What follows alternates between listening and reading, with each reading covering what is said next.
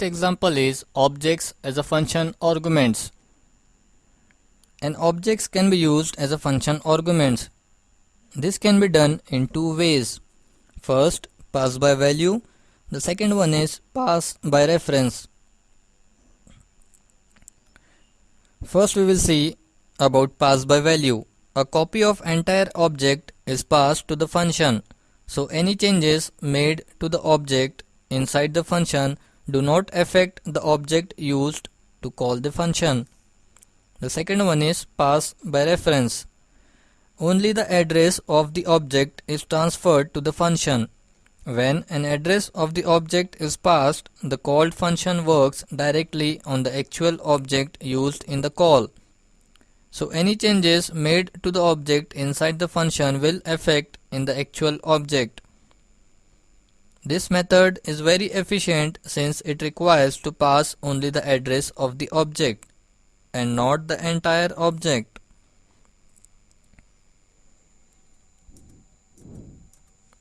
Just have a look on this program so that you will understood in a better way. Create a class named time, inside which we will declare three variables: hours, suppose hours and minutes.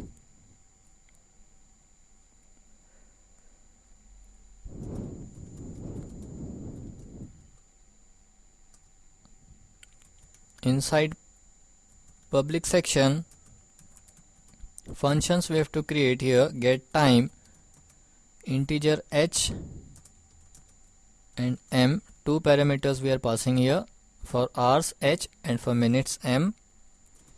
Fine, we are just holding a value of h inside hours and minutes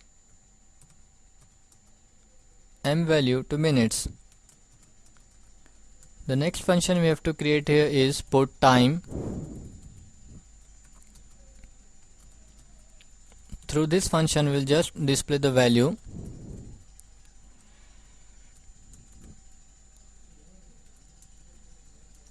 The actual hours are there.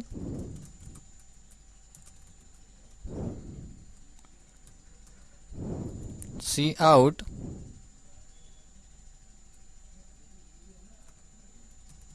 minutes and a string minutes. We have to move to new line, /n we are using here. Fine, put time function has been completed. Now just we will add the value, two parameters we are passing here, time comma time.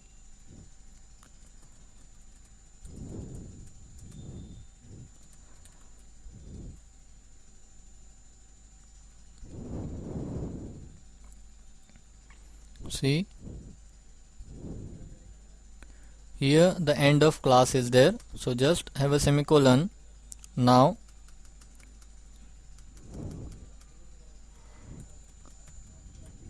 we are calling the function outside the class,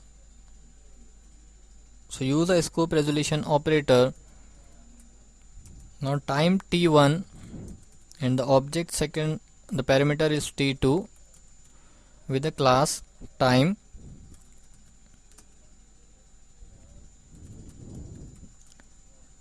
Now minutes equals to t1 dot minutes plus t2 dot minutes,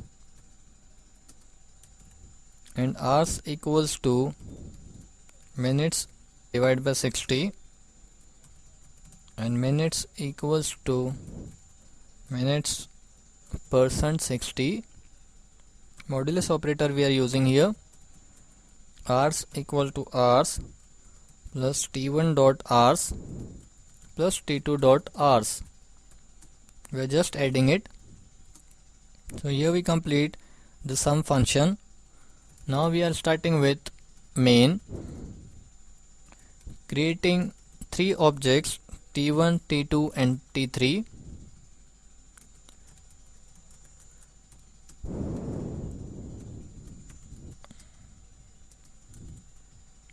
Now through t1 object we are calling the get time function, passing the value 2 hours 45 minutes, and inside t2 we are also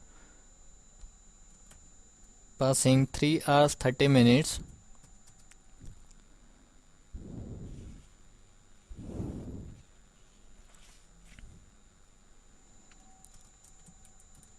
For sum, third object we are using t3.sum, t1 comma t2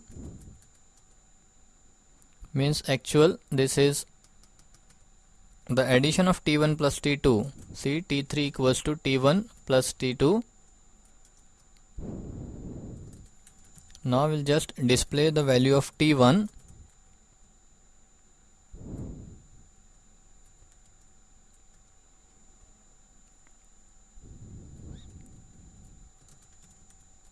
So for this we have created a put time function. We will just type a object name dot operator, use a put time function.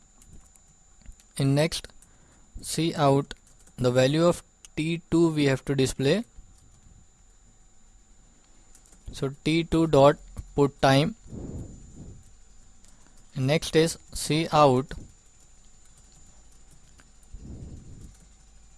the third object value we have to display, which is t3 means sum. So t3 dot put time function we are calling for display. All these three put time functions are used for display purpose.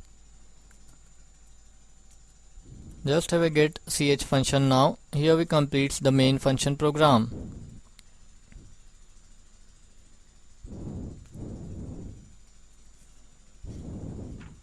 We'll just check it. Press Ctrl F9. Two errors were found. See, statement missing semicolon. See, after get is ch, apply a semicolon. Press Ctrl F9 once again. Fine.